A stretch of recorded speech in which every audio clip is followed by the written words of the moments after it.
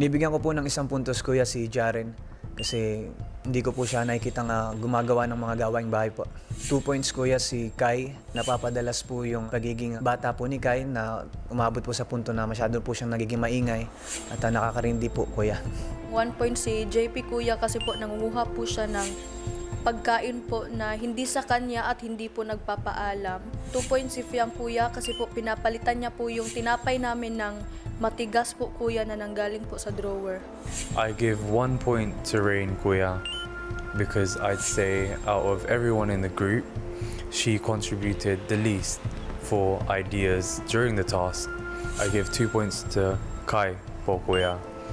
She's done the least chores around the house and it's affected me because it gives the rest more things to do Kuya.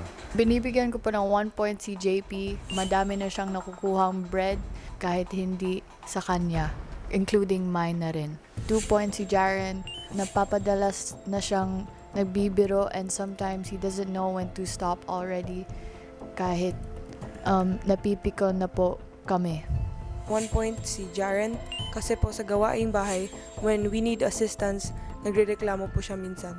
2 points si Fiang po kuya dahil yung luma niya pong mga breads, pinapalit niya po sa fresh breads at napupunta po ito sa ibang tao po kuya. 1 point si Kai kuya dahil po nung nakasama ko po siya ng mga nakarang linggo, wala po siyang kusa sa gawaing bahay po.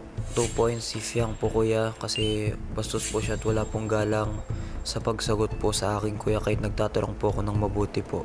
1 point po si Kai po kuya. Dahil sa palagay ko po si Kai po yung magiging mabigat ko pong kalaban sa mga susunod po na araw po. Para sa 2 points naman po kuya, binibigay ko po kay Kulit kuya. Dahil po di ko po nagugustuhan paminsan-minsan yung pagiging selosa niya ho kuya. Yung tipong parang sa lahat ng bagay na lang ho kuya pa, gusto niya hong sumali. Yun po. Binibigyan ko po si Jaren ng 1 point dahil puro lang po siya paporma dito sa inyong bahay. Pero when it comes naman po sa mga gawaing bahay ay wala naman po siyang naitutulong. Kuya, binibigyan ko po si Kai ng 2 points dahil sa nagdaan po namin na weekly task, si Kai po yung mas pinaka-less na walang ginawa po kuya.